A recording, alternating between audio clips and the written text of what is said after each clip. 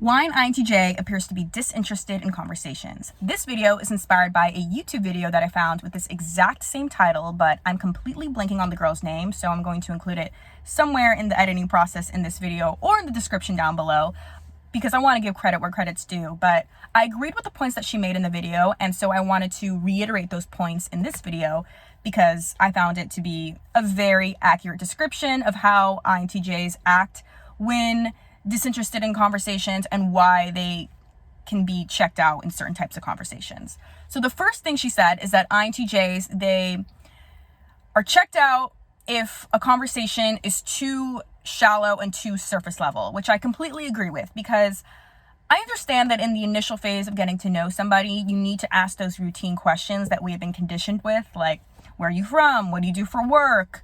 I don't know. Do you have any brothers and sisters? You know, like those standard basic questions. I get that's a necessary part of the process when you're first getting to meet somebody, but if it never gets deep enough, then I'm not going to be engaged, because how I see it is I'm not even going to remember those surface level things about you. I'm not going to be able to recall those things later on. It goes in one ear and out the other. And so for that reason, I feel like it would be a better use of my time and your time if we get a little deeper, because once I know what makes you you and you know what makes me me, then it's just going to make for a better memory of the each of us. Like, oh, I remember that person, they said this really unique thing about themselves, you know, and they had a story to back it up. And so then when I see you next, it's going to make me more fond of you, or it's just going to make me have a better memory of you versus, oh yeah, this is, you know, I live here, I do this for work, you know. It's like, those are types of answers that doesn't give a lot of substance as to who you are as a person. Now, people that are able to take those surface level things and go deeper with them by asking supplementary questions, that's where some magic can happen. But if it never gets past that and it stays at a surface level, then I'm going to be checked out. The second thing she said is that INTJs, they check out if the other person talks too much about themselves, which I agree with, because if the person is talking too much about themselves in a superficial way and not in a meaningful way, then it does get boring. It's like, okay, I don't know. I don't want to know that your laundry list of things that you're doing for the day or the errands you have to run. It's not a meaningful conversation. We're not really getting anywhere. It's like, okay, I'm your listener, but it's not engaging for me. And no new ideas are being expanded, because INTJs, they like to expand on ideas. They like to learn new ideas.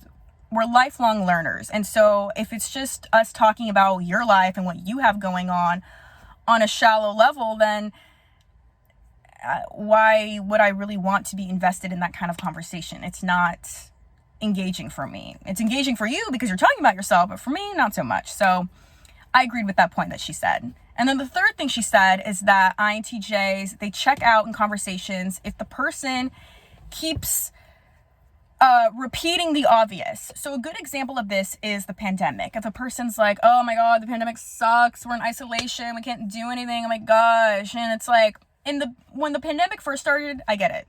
You know, it was necessary to talk about that. We were all a bit confused. But as time went on and we keep bringing up that same complaint over and over and over again, and it's like, okay, for me, it's like, what are we going to do about it? Like, it is what it is. Yes, it does suck, but can we talk about something else now? Like, it's just, it gets draining, it gets repetitive and boring, you know? It's like the same statement that's being made over and over and over again. And it's like, okay, well, how I see it is what it is. Nothing, we can't really do anything about it. So let's just make the best of it instead of repeating that same statement over and over again, that same complaint.